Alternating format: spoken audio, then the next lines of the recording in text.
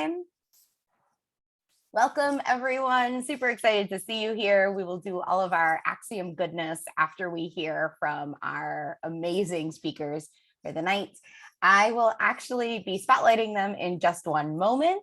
So then we'll turn it over to them. I know I told a lot of you to start thinking about conversations and questions around call time, and from a candidate perspective, as well as from a campaign manager perspective.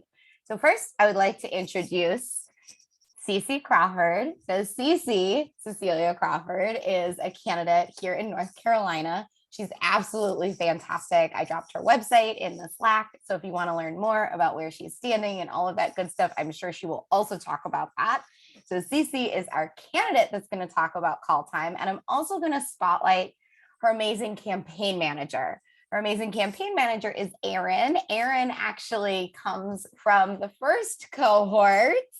And among being amazing in all of the ways, they are becoming someone that I really feel like is a dear friend in a lot of ways. So I'm excited that they are both here to talk about fundraising.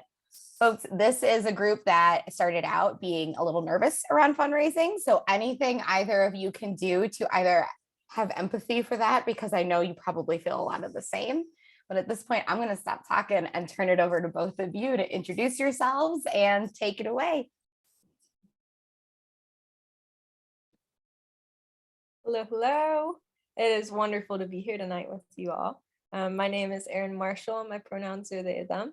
And I come to you from the first cohort. And some of y'all might know me. I'm also a coach for Renew. And so some of y'all might know me through there. And then I'm going to turn it over to the lovely Cece. Hey y'all, yes, Cecily Crawford, but everyone calls me Cece. It's just my initials. This is the South, so you just cut your name into a nickname and everyone will remember you. And yes, she, her. I'm running for city council here in Greensboro, North Carolina. Oh, don't worry about it. It's so normal. And then, yeah, so I can tell you that I was struggling without a campaign manager.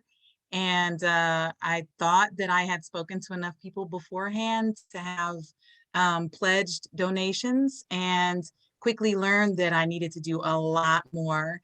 But then to be able to afford a campaign manager, I needed to make sure that my campaign manager was going to know how to help fund the money that would pay for their salary. So I didn't think that was such a radical concept, but I soon found out that that was not a question that had been asked. So yeah, but I'm gonna shoot it back over to Arin, and I'm ready for these questions. Awesome. So when Cece asked me this question, it was a three-part question that started out with my understanding of BAN, how I would use that essentially to fundraise, and then how I'd use that to fundraise for my salary. And I knew right when she asked me that question, because I just felt so much panic of how was I going to answer this. So I sat there and I was like, okay, I'm going to answer each individual part of this. And I knew I got it right because she smiled at me after. And I knew I wanted to work with her because I'd never had someone really challenge my thinking in that way. And so I felt like I could learn a lot. And I definitely have. So first question, how do you approach call time and asking for money as a candidate and a campaign manager? Cece, do you want to start? So not sure if you mean like the process or actually in the call, but so we'll start with the process first. The first thing that you want to do as your candidate is to make your list of everyone you know, family, friends, hobby mates, co-workers, if you can, neighbors, any associations that you volunteered with. So I was a volunteer organizer for the Bernie campaign. And so I never thought I would be running for anything, y'all. I always thought that I really liked the organizing side. So I had a vast range of connections. And so I literally just started putting those in a spreadsheet, and our spreadsheet is still growing. But you start with your close folks and start working your way out. And then the second thing as a candidate is you need to set aside time every week, about 3 hours if it's something like city council. But if you're running for something larger, you'll need more hours in the week. And then the thing that I quickly found out that I needed a campaign manager for is once you have those names, you need to do research. And so I'm going to pass it over to Arin because Arin was the bee's knees at the research part. So as Cece said, so we have several different circles. So we have the close circle, and then we might have distant people that say Cece's met like once, like say it was someone that was a precinct captain that she ran into and had a very brief conversation, but there wasn't really much of a connection. They didn't follow up, like they aren't friends, etc. That's kind of more of considered in our cold calls. So we have a different kind of circle with that. But for every hour of call time that you have, it should take you around 2 hours to research. And if you're one of those people that are like, oh, I bet I can get it done faster, I was one of those people, and I was wrong. Because I was like, oh, I'm really great at research. I bet I can do this faster. And the truth of it is you don't want to do it faster because you're going to miss things. You want to go and you want to look at everything. When you are researching this, you want to look at FEC. And FEC is a website that you can look up their past donation history. So if you can even get one donation that you can like on record, you can go back and look and say, okay, this was, you could say like this was for Bernie.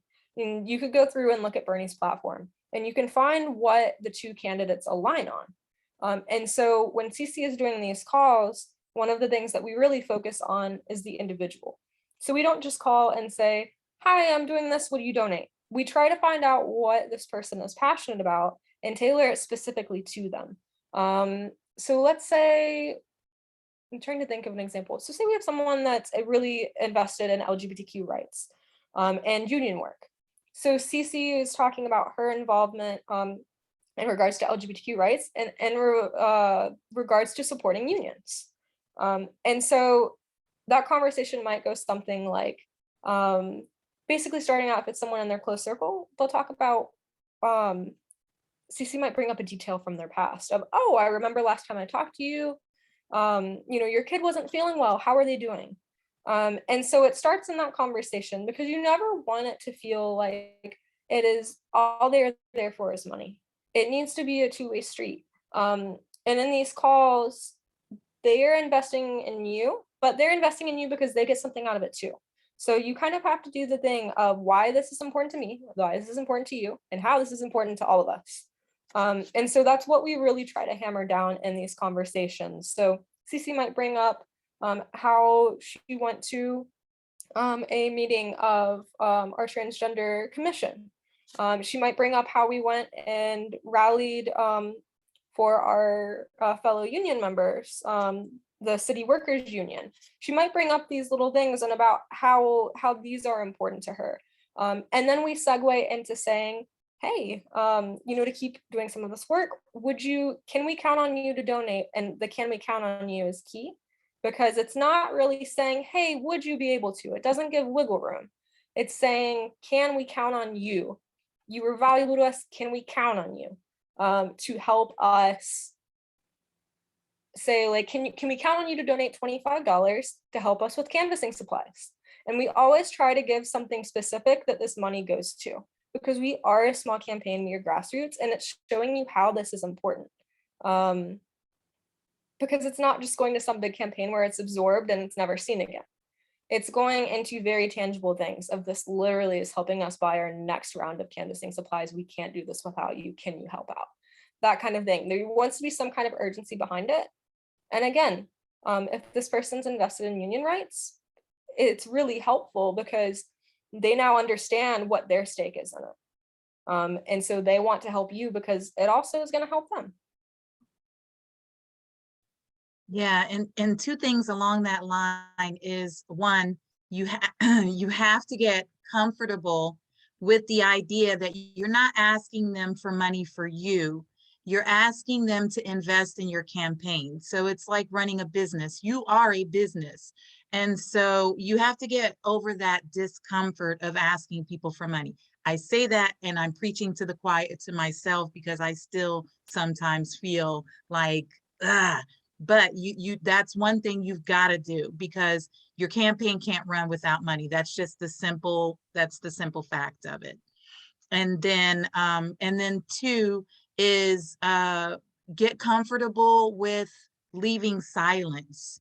So when you say, can you commit, and you've looked and seen how much they've donated before, and you say, can you, and we had this happen. I said, can you commit to $300, to donate to the campaign?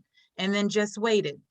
And then they said, well, I can't do that all at once. I said, okay, well, we've got 6 months. What if you did $50 a month, or, 5 months and then $60 a month, and then wait. And then after a minute, they'll either agree at that amount, or they'll tell you something just a little below or a little above. But you've got to be comfortable with just leaving the silence. Let the pressure lay on them to respond. And as a So those are the two result, things. as a result of that silence, so we got the $60 a month, and then we Mhm. also later on, when they had the money, got a $300 on top of that.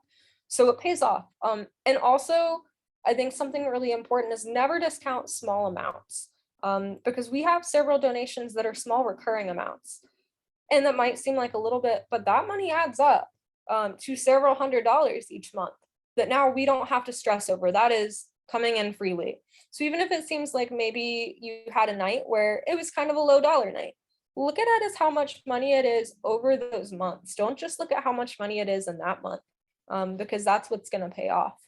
And when you're having these conversations with people and you're really showing that you care about them as a person and you care about their interests, they're more likely to keep donating to you for longer than if maybe they'd cancel after a month or two. They're a lot more likely to keep it going.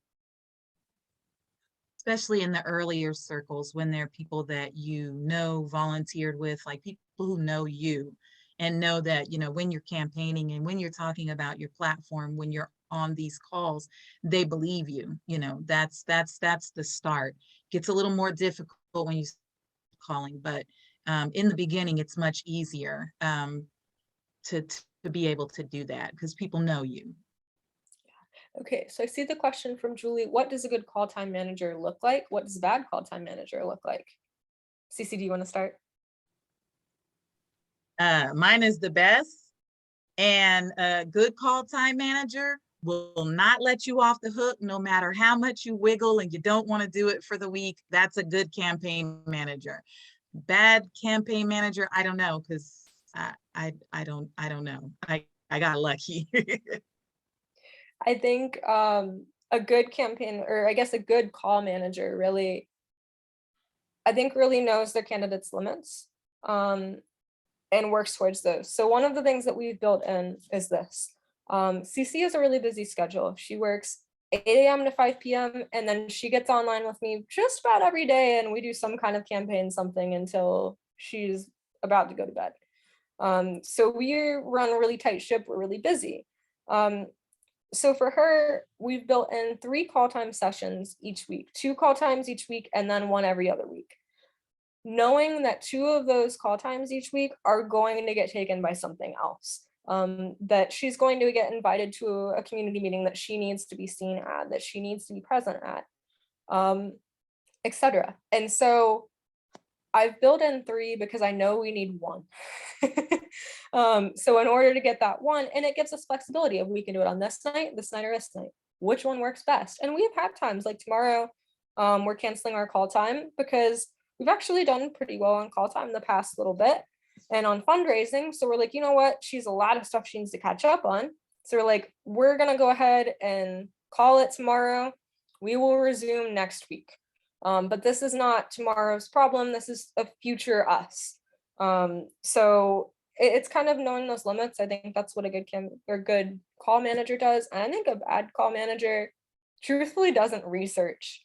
And I think they are too abrupt. I think that's what I would say. Cece and I have practiced various scripts. And again, they're tailored to each person. So I think a bad call manager would have one specific script for everybody, but we know that one size doesn't fit all, that everybody is different, and you've got to tailor that way.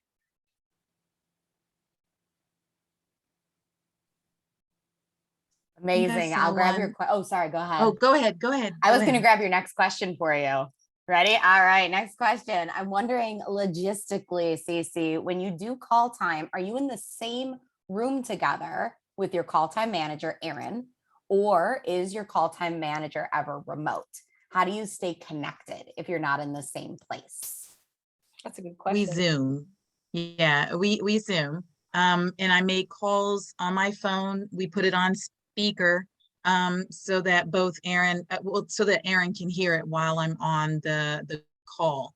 And then that's really great because yes, we have our template, but if I flounder, which it happens if I'm like in a good headspace after a long day, Arin is right there, typing up things in the chat like, don't forget to ask, don't forget that this happened to them, bring that up, like it's really good that that support. But yes, I'm on the phone on speaker so that they can hear. And yeah, it's remote because it's COVID, but look, your call time manager should be there with you, having a second set of ears, because then we debrief after the call. And so sometimes there's things that even though I was the one having the conversation, I'm stressed, right? Because I'm about to ask for money. So I might miss some things that Arin has heard. And then when we go to put notes into the template, you've got two sets of ears to catch everything. So yeah, definitely, but it does work. Yeah, and I think it does probably sound kind of far out. I've not done call time in person, but honestly, it feels like it works better to me through Zoom, probably just because of the way the process we have. And I make up our call sheets ahead of time the best that I can. So both of us can look at the call sheets at the same time. So then I can make notes, Cece can make notes. And one of the things too that we do after is we debrief. After each call, we sit there and we debrief. And we talk about what worked well for her and what could have gone better and what can go better in the next call. And so I think the thing is knowing that with your candidate, call time can be really stressful, because especially if you have somebody that's humble, because they don't want to ask for someone's money. They don't want to take other working people's money. They really don't. So it can sometimes be stressful. So I think understanding that, and sometimes like a mistake might come up, or a misword, or like just nervousness. So I think understand that like they need your support as much as possible. So while it's definitely okay to give like assists and gentle criticism, etc., you always want to make sure you're always pointing out the things that they're doing right too, because there are far more of them than there are mistakes. But it's also good to point out those general, I guess like general redirections maybe of how to go in a next phone call, of like say if Cece got nervous about a certain topic, because sometimes we'll talk to people that are pretty stoic. They don't give you a lot to work with. So she might get nervous and I'm say, okay, well, how about next time, like maybe we could segue with this. And so that just kind of helps her understand of how to prep for the next time something like this happens. Yeah, and as the candidate, you have to trust your campaign manager and your call time manager. If it's somebody different than your campaign manager, same advice. The candidate has to, one, be willing to take criticism and direction, and then two, you have to build trust, and the candidate needs to one needs to respect the call time manager, but also needs to be able to trust and take direction from the call time manager. And the same goes for the campaign manager too. Of like, Cece is a very fierce person. She can handle her own. I am simply there to support. And I think that's why we work so well as a team together, because we trust each other, we respect each other. We're not just candidate and campaign manager, we also friends. And we care about each other. And so like that makes it, I think, a much different experience of like wanting to see each other succeed. So I think it's when you're going on that dynamic of not just like, oh, have to get this money. But even if CC doesn't necessarily get the amount of money we wanted, if I see CC making progress in a call, that's amazing too, because that's going to result in money in the future. And it's like also not just about money, it's about developing connections, because who knows, someone might not be able to help you at that time in their life, but they might volunteer. They might know someone who has a lot of money that they can connect you with. So every phone call is just as vital. Yeah, sweat equity is sometimes just as good as a big check. I mean, having someone show up to help you prepare for an event is really huge. Okay, and I see the question from Jay. How is a good way to ride the line between presenting urgency and not making it seem like they're donating to a campaign with no hope? I guess a very short answer to have to that is find a way to give them hope. Find something in your platform that is inspiring and encouraging. So with CC, hers really is probably safe communities, and in safe communities, it's not just about crime, it's also about environmental hazards and environmental factors, and could even be so much as speed bumps in an area. Like we talked to someone whose neighbor had been killed by like their daughter had been killed by a car accident because there wasn't a speed bump in the area, people were speeding too much. So it's like there's so much that goes into safety. And when you can hit some of these points, you can inspire people of how you can do better. And so I think that's how you kind of ride that line, is because it's not urgency for money, it's urgency for a better future and hope for a better future. And when you can present it that way, it's not like trying to take their money, it's trying to make a better future for them and the next people, so that something like that doesn't happen to someone else.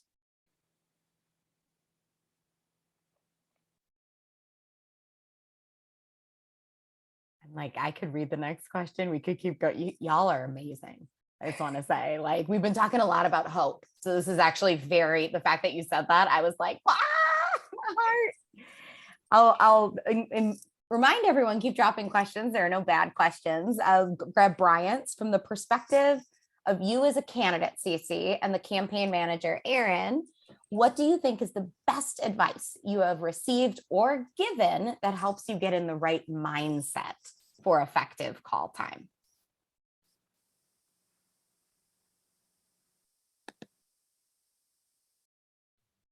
Do you want to go first, CC?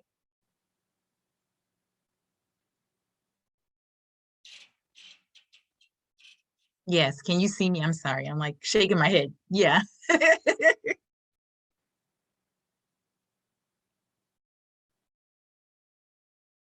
Are you gonna go first or you want me to go first? Oh, I can go first. Let's see. Advice you received or given that helps you get in the right mindset for effective call time. I think I'll probably go with advice given.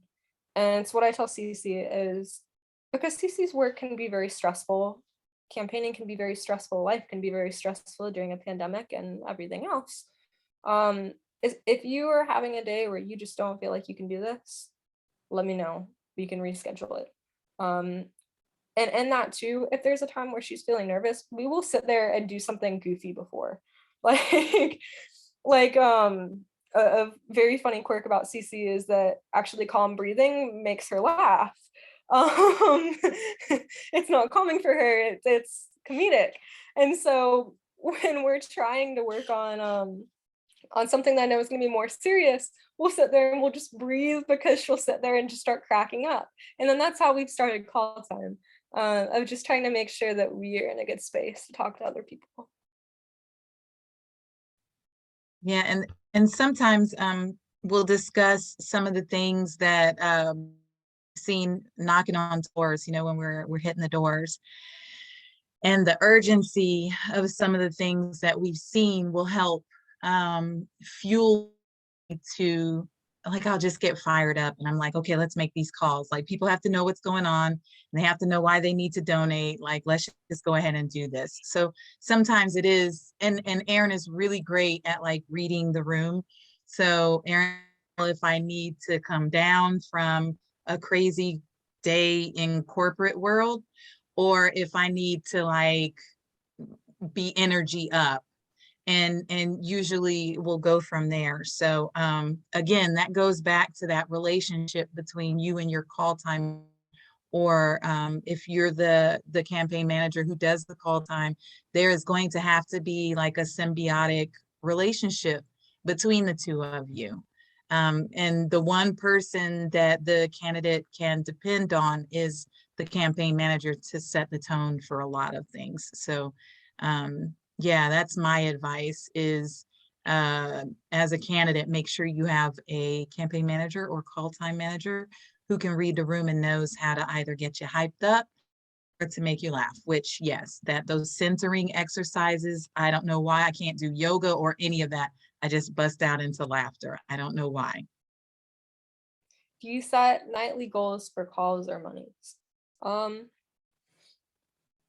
So in short, yes, but maybe not in the traditional way. So I don't sit there and say, okay, let's try to like get exactly like $350. I will try to calculate, like I'll say, okay, I think we can get 60 from this person, 50 from this person, 80 from this person. And I kind of try to do it that way. But I know that we can successfully get in anywhere in our close list, that we can successfully get in around 5 calls and one of our sessions, like one of our kind of shorter sessions, and we can probably get around 5 calls in and have enough time to debrief, have enough time to not like force the conversation too quickly, that kind of thing. And so we kind of do it more of, we just come up with a list of people, especially with our close people, we'll come up with a list of, okay, let's do these 5 and have like 7. And if some of those don't answer, you just go to the next one and then you can call them back later. So I kind of try to calculate it on how many people and money together. So of just looking like, yeah, there's not an exact amount. And part of that is too, because we're asking for monthly donations sometimes. So that might be slightly different than if I was just asking for a one-time $100 donation.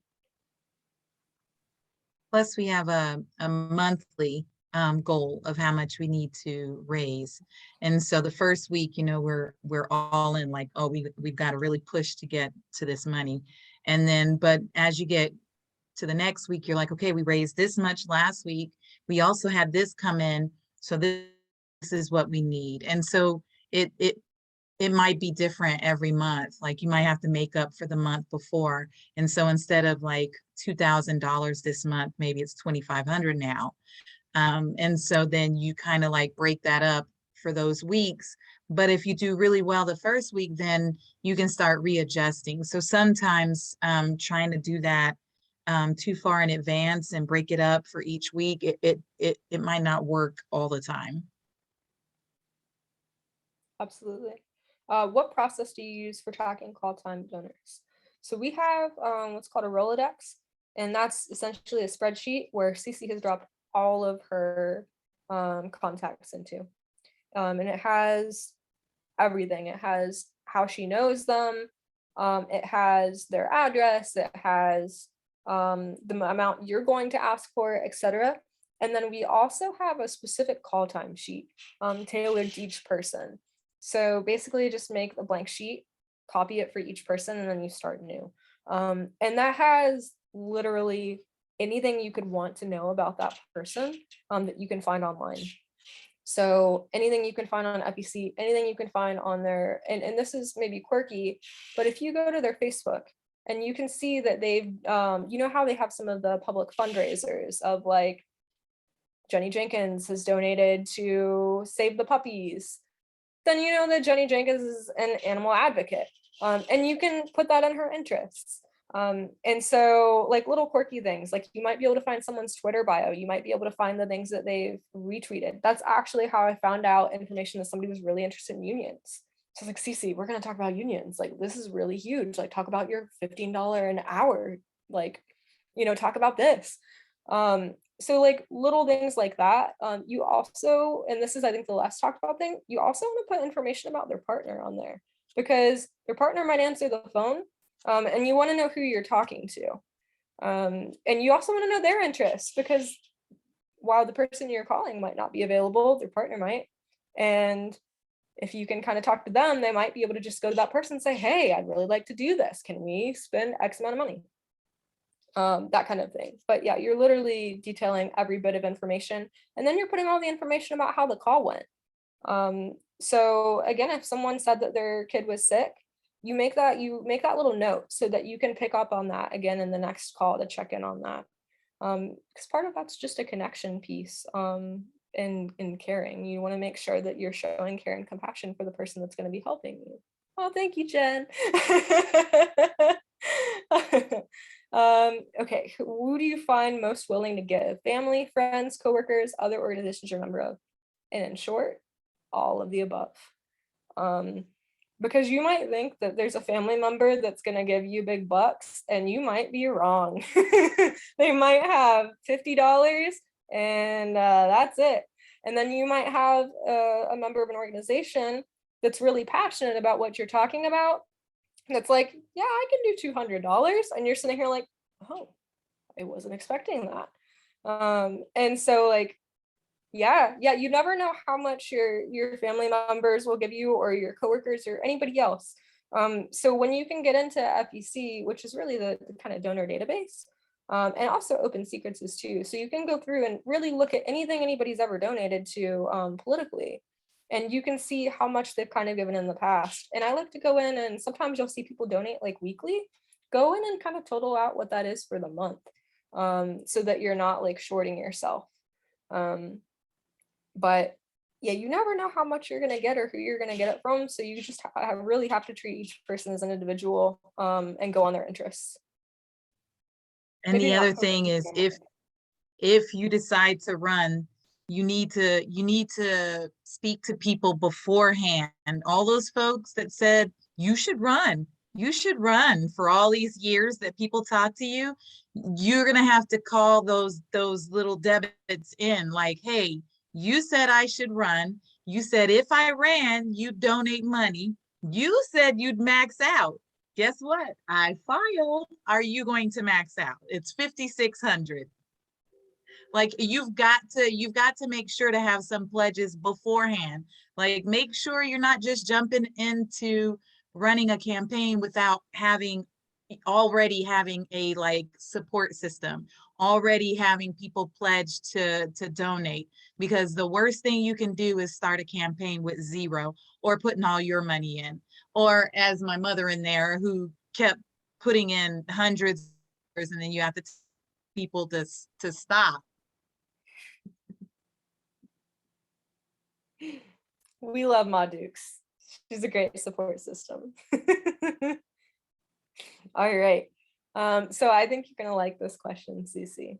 When a donor does donate, is it appropriate to send a thank you note or swag or anything that says thank you? I handwrite thank you notes. Doesn't matter how much they sent, they're getting a thank you note. So yes. I've had people text or call back and literally just say they'd never gotten a thank you card and they were extremely happy about it. And then don't be surprised if those very same people don't donate again. Now, that's not the reason I did it. I was very thankful, period, because I know what some of this costs people. But yes, I definitely, I think that you should, yes. And I want to say too, Cece doesn't just get a thank you card and write thank you and sign it, Cecily Crawford for District 2. She writes a full book in there of what this money is going to, how this was helpful, and like, thank you so much for your support. Like, even just reading one of these cards, I was sitting there like, I feel like secondhand, like, just like, oh, thank you. Like, it was just really, really nice. And I think that that's what, like, you want to show people that they're appreciated, especially like when we're talking about people who are like working class folks. Okay, and then what does a call sheet look like? What have you found is the most helpful way to organize all your research in one place? So the call sheet essentially looks like it has your name, your pronouns, It has the money, the amount of money you're going to ask for. It has your occupation. It has where you work. It has past donations that you've made, where you've made those donations, when you made those donations, how much those were. And then, the sheet that I have, it goes back like, I think 3 spaces for those. I take usually around the most important, like 3. But I also, if there's only just a handful on there, I might put 5. You can expand it to how much or little you need. And then we also put in there their interests, things that are important to them, things that they liked about what CC said. And that one is huge, because it might have that they like, that they're really interested in unions. But when we talk about, say, CC is talking about how everybody deserves a $15 wage at a minimum, that really resonated with them. They think that other cities should do that. You want to write that down, because then it might be that you do a little more research and find out what other cities have done it, and you can relate that back in your conversation next time. And then it also has a call history. So it has on there how many, and this might be the same sheet you have, Jen, I'm not actually sure. You might be the one I got it from, probably. But it also has, when you called this person, did you just get a voicemail? Was it a hang up? Et cetera, et cetera, et cetera. It just tells the history there. So you could see, like, if every time you're calling this person, you're not getting a hold of them. So on that note, with our close circle, we schedule our calls. With cold calls, not always so easy. But with our close circle, we always try to schedule our calls. And if they're not able to get reached, then they just get thrown into the batch to go call. Because at that point, it's easier to call them than to get a hold of them to schedule the call. But a lot of times we'll go ahead and we'll just schedule them, and we'll plan it out in this period of time. And it usually works out pretty well.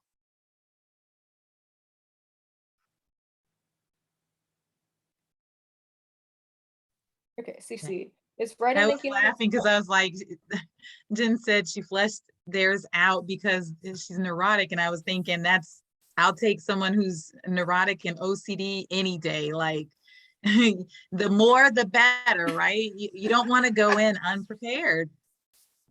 That's me in a nutshell. I'm like, what else could be on this sheet? And I'm sure Arin can attest to the fact, like, even if y'all looked at the campaign manager guidebook now, I think it's like 15 more pages than it was in cohort 1. Real talk. I saved a copy of it and I unsaved that copy and saved a new file when I saw the additions. I was like, this is great. So much new knowledge. We got Laura's question. Please keep dropping questions. I have some that folks have sent me. Laura's question is, writing thank you notes part of call time or a different time? Different time. That's the short of it.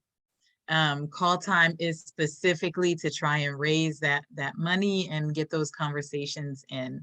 And then I have pressed myself that I will get 10 cards out a week.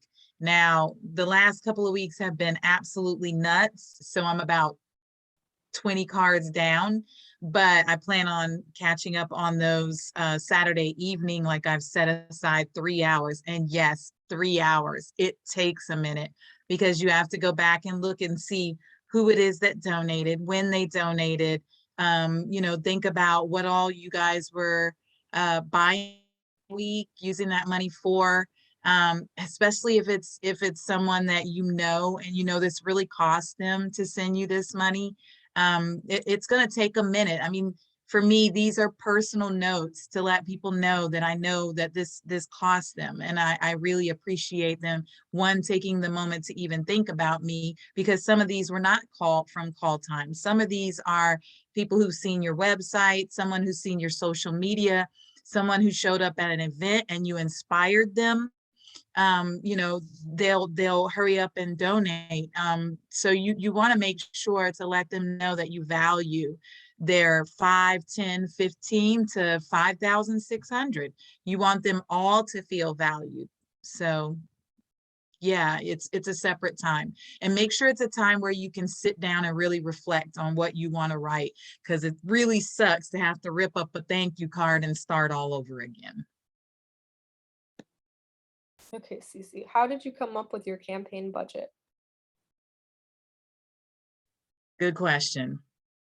So before Arin came on, I knew that mailers would be about 1,000. I knew that signs would be about 1,000 each batch.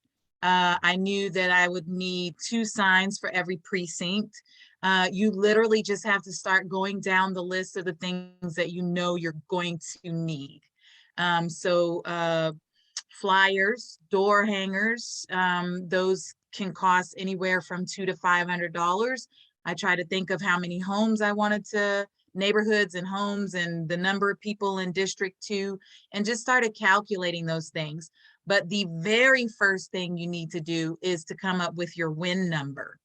And that is the first amount of money that you're going to budget. And then you're going to start adding in these extra things. And then you're going to find out really quickly that if you are super busy and you've got to get all of these things done, that you're going to need a campaign manager. So then you've got to add that in, because remember, you're going to have to pay them. I hope you're going to pay them a living wage, something they can live off of. And then you need to stretch that out for what you're going to pay them every week for however many months this primary or general election will be, and make sure that you add that in there. So when I started looking at how much that would be, I was like, oh, the manager is going to have to help with this. Like, if they want to get paid this much, they're going to have to help with it. And so that's the way I had a basic budget, and then started to fill it in from my win name, my win number, the budget allotted towards my win number. And then I realized that I needed just base. I needed to raise $24,000 for just up to the primary. And then they started to extend the primary. And so now my 2,000 a month was not, I needed more than 2,000 a month to keep up with making sure to pay someone a living wage and be able to buy all of the things that we need, and any extras that might pop up down the road, like my campaign manager and a billboard. So that kind of stuff. Those are, you need to sit down when you start thinking about if you're going to run. You need to know, what is your win number, how much you're going to put per person, and like, what's their value. It sounds terrible, but there's a value per person. And then your how much, just get a basic roundabout budget on how much those are, because if you're in the middle of a pandemic, apparently they'll be much more than you thought they would be. But just try very hard to get that, like, before you decide you're going to run, and then just build from there. That's how okay, I need 2,000 a month to make this for this many months. And then that's when you start, that's where you get the amount that we were talking about. Like, hey, we've got the 24. This is what we said we needed. Now we've got all this extra stuff that we've got to add. We need another $2,000 a month. Like, you'll have to do that. It is literally running a business. Yeah. And Jen, on that note, Cece, as you know, does not love being in the public eye. And so I was finally able to convince her about the billboard, and we did a vote at kind of our impromptu vote at our volunteer meeting tonight. And Cece said, well, we're a we. So if this we wants a billboard, I guess we can do it. So I'm securing that tomorrow. But we were looking at how much it would cost for mailers to everyone in Greensboro, and looking at prices of billboards, and figure that a billboard and less mailers might be a better way to go than other avenues. So yeah, and along those lines, now, first of all, who here would like to see a 200-foot picture of themselves anywhere? No one. I don't think anyone. I mean, and then two, maybe 200 is an exaggeration. No, it's gonna feel like that. And then two, everyone else's signs, yard signs, are like this big, and ours are like this big. and then my face is this big. And so there's some things that you just have to get used to. And if you budget, like, let's say you think, I thought maybe $800 for yard signs, but then you go and you look at the $800 yard signs and you're like, ugh, like these are going to fall apart in a rain. Then you have to be prepared to spend a little extra money to get real quality. And it does look better when they're next to other people's yard signs. Then you really see, yeah, it was better for me to go for quality. Especially when you're running up against an incumbent. I love this. I love this. And I'm gonna, yes, please post it in Slack when it is up and all of that good stuff. Let's definitely do neurons first. How do you schedule calls? What do you do when someone doesn't want to talk on the phone?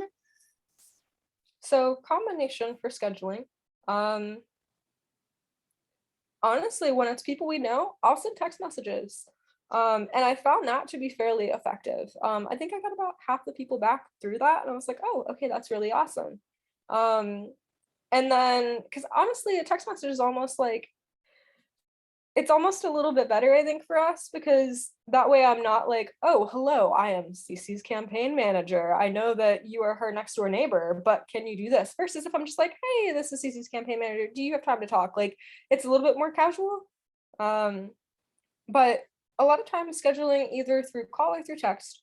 And then if somebody doesn't want to talk on the phone, we can, and it depends, because if it's within their close circle, we shouldn't really run into that a whole lot.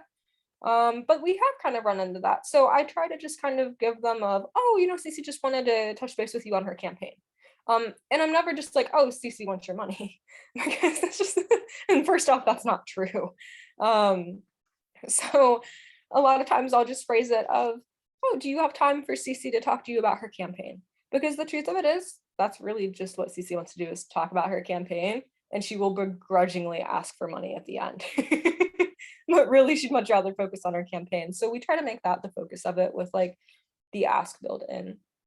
Do you find that texts are just as effective as calls? Yes. A lot of times, yes. Because honestly, people can be pretty busy, and so they'd rather not take time to just answer a phone call. It's a little bit quicker to just go ahead and just shoot a text right back. They're like, yep, Tuesday works. And then they've now like built a few minutes in. So now they don't have 2 phone calls that they have to do. They just have one. Is call time only calls that have been scheduled ahead of time, or also cold calls? Both. So combination of them. We have a cold call list, and I'll be very blunt in saying that not gotten much out of that. I think we're gonna try one more, and let me clarify this too, how the cold calls work. So Cece gets the better end of the stick on this one. So Cece only gets anybody that goes through me on that. So I call through, basically kind of like phone banking. I call through, give the spiel, and then bring anybody to Cece. So it's not the most fun thing in the world for a call time manager, but if you actually can get cold calls, and you can, or maybe like I should say warm calls of like, that they've voted or they've donated to Democrat campaigns in the past, still kind of consider it a cold call, but is a little bit, you've got a little bit of a lead. I've not found them to be as effective, but they are still important. And then did that answer the biggest thing is the relationships. If you're going to run for office, you need to have that network. Like you need to have built relationships. That's the most important thing. Yeah. And I will say there's the one mistake I made one time was a lot of times you'll assume that people want to talk to the candidate to give money, especially if they've been a slightly bigger donor. That's not always the case. Sometimes they'll only want to pick up the phone once. And so when that was the case, she's like, yeah, I don't really want to talk to anybody else, but you can send me information if you want. So I just went ahead and texted her our Act Blue link and our website for her to look into it. So I think if someone's hesitant, make sure that you make that ask on the spot instead of waiting to have the conversation with the candidate. Yeah, that's our Act Blue link. Perfect. Laura is our super sleuth. I want to point out, anytime I need anything, she's got it in the bam. I know you're about to read my question, so I want to say, like, we've read a lot in that sense of like call time is where most of the money comes in. You get all this money from call time. It's more important than any kind of fundraising. Now, hearing that as a campaign manager and a candidate, is it true? I'd say there's some truth to it. I think you definitely do bring in money at call time. Like there are no ifs, ands, or buts about that. You definitely do. But I don't think that that's where the majority of it comes from. I mean, CC and I, we do pretty well with call time, honestly. Like we meet our goals, but we don't meet our goals because of call time. It helps us get to our goals, but we meet it through other things of honestly, like continuous interactions with CC out with the community. People that are impressed with her, contacts of contacts of contacts who are interested and want to get a hold of her. That's how we get some of those bigger donations. Um, in fundraising in regards to like parties and different things, when you have events, so we just had the meet and greet. We've had a virtual launch, and that one brought in more money than the meet and greet did. And the reason because of that is the meet and greet had wealthier donors there. And the or sorry, the virtual one had wealthier donors. And the meet and greet was working class people that were from CC's district and were there to support. And so you do have to keep in mind demographic and different things like that. Like this event was focused around getting votes. This event was around connecting with community members and hearing people's concerns for what they wanted. Um, and we were able to get some money from it, but that wasn't what we came into it for. It was just an added bonus that we were able to get a little bit. But that wasn't the focus. And it's every bit as helpful. So I think that that's what's so important. The focus on fundraising is every little bit counts. Don't ever count anybody out. Yeah, and definitely leverage your relationships. So some of our largest donations have come through relationships. And then those pre-pledges, and then knowing people who have great relationships with people who have money, who are ready to provide for progressive candidates. Talk to housing, like tenant organizers, talk to people that you know would be willing to support your campaign, and then they know who donates money too, and as long as you have them behind you, if they support you, they will go and talk to those people too. And then next thing you know, you go and you checked your, Act Blue, and there's like $2,000 or $3,000 sitting in there. It's always a great surprise, but it's because you had a long conversation with someone who you got them fired up, and they went and they spoke to everyone. And next thing you know, you've pricked the ear of someone who is willing to put in a lot of money. So it is a lot of work, and it's not just going to come from call time, because some of the best money comes from when you have a face-to-face conversation with someone. Where do you host events like the meet and greets? So that's going to depend, I guess, on what office you're running for. So for CC's running for District 2. And so we specifically wanted to pick a venue in District 2. And supporting local businesses and organizations in our community. It's part of CC's platform. So we're also we're walking the walk and doing that too. So in regards to hosting events like meet and greets, when it comes to in person, if you can make them kind of intimate events, make sure that there's time for your candidate to speak to everybody as a whole, and make sure that there's time for them to speak to them individually. Like we had several tables set up. We had we had like a dinner served, and so CC could come around and just chat with people. They could come back and forth. It was pretty casual, but also more intimate. And so it made it, I think, just a little bit of a better experience for everybody involved to get to know who she is as a person. Is it realistic to schedule time every day? No. You won't have the time. Now, if your candidate is retired or is not working during the day, that might be more realistic, especially if it's a bigger campaign. If it's like a Senate or a congressional campaign, maybe that's realistic. But you also want to give them a break a little bit on there too, because if they're doing it every single day, it's gonna start to wear a little bit. Make sure that they get a break in on it too, because it is actually pretty emotionally exhausting. Because I think it can be kind of nerve-wracking sometimes. So just make sure you're giving that encouragement and taking that self-care time when needed. Does weekends work better than weekdays for canvassing and calling? So those two things, in my opinion, are separate. Yeah, calling definitely during the week. You're not going to catch very many people on a Friday night. That's what we've learned. No. So Friday night is like planning and any people that we couldn't catch during the week.